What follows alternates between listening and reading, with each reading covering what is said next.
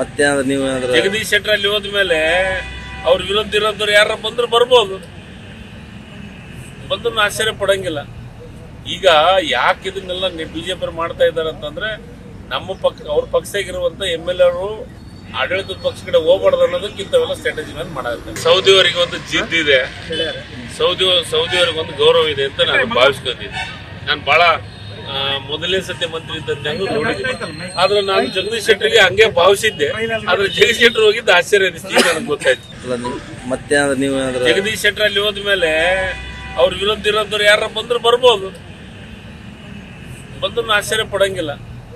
ಈಗ ಯಾಕೆ ಇದನ್ನೆಲ್ಲ ಬಿಜೆಪಿ ಮಾಡ್ತಾ ಇದಾರೆ ಅಂತಂದ್ರೆ ಅವ್ರ ಪಕ್ಷಗಿರುವಂತ MLA ಅವರು ಆಡಳಿತದ ಪಕ್ಷ ಕಡೆ ಹೋಗ್ಬಾರ್ದು ಅನ್ನೋದಕ್ಕೆ ಇಂಥವೆಲ್ಲ ಸ್ಟ್ರಾಟಜಿ ಮೇಲೆ ಮಾಡಾಕ್ತಾರೆ. ಸೌದಿಯವರಿಗೆ ಒಂದು ಜಿದ್ದಿದೆ, ಸೌದಿಯವರಿಗೆ ಒಂದು ಗೌರವ ಇದೆ ಅಂತ ನಾನು ಭಾವಿಸ್ಕೊಂಡಿದ್ದೆ.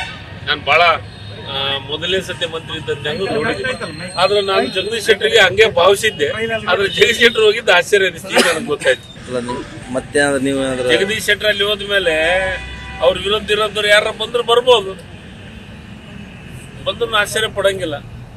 ಈಗ ಯಾಕೆ ಇದನ್ನೆಲ್ಲ ಬಿಜೆಪಿ ಮಾಡ್ತಾ ಇದಾರೆ ಅಂತಂದ್ರೆ ಅವ್ರ ಪಕ್ಷಗಿರುವಂತ MLA ಅವರು ಆಡಳಿತದ ಪಕ್ಷ ಕಡೆ ಹೋಗ್ಬಾರ್ದು ಅನ್ನೋದಕ್ಕೆ ಇಂಥವೆಲ್ಲ ಸ್ಟ್ರಾಟಜಿ ಮೇಲೆ ಮಾಡಾಕ್ತಾರೆ. ಸೌದಿಯವರಿಗೆ ಒಂದು ಜಿದ್ದಿದೆ, ಸೌದಿಯವರಿಗೆ ಒಂದು ಗೌರವ ಇದೆ ಅಂತ ನಾನು ಭಾವಿಸ್ಕೊಂಡಿದ್ದೆ.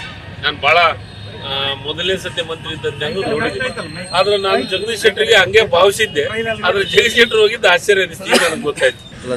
ಮತ್ತೆ ನೀವು ಜಗದೀಶ್ ಶೆಟ್ಟರ್ ಅಲ್ಲಿ ಹೋದ್ಮೇಲೆ ಅವ್ರ ವಿರುದ್ಧ ಇರೋದ್ರು ಯಾರ ಬಂದ್ರು ಬರ್ಬೋದು, ಬಂದ್ರು ಆಶ್ಚರ್ಯ ಪಡಂಗಿಲ್ಲ.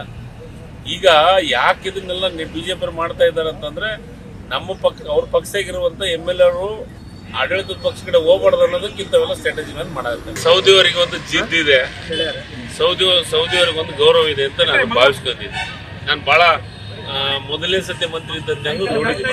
ಆದ್ರೆ ನಾನು ಜಗದೀಶ್ ಶೆಟ್ಟರ್ಗೆ ಹಂಗೆ ಭಾವಿಸಿದ್ದೆ. ಆದ್ರೆ ಜಗದೀಶ್ ಶೆಟ್ಟರ್ ಹೋಗಿದ್ದು ಆಶ್ಚರ್ಯ ಅನಿಸ್ತು, ನನಗೆ ಗೊತ್ತಾಯ್ತು.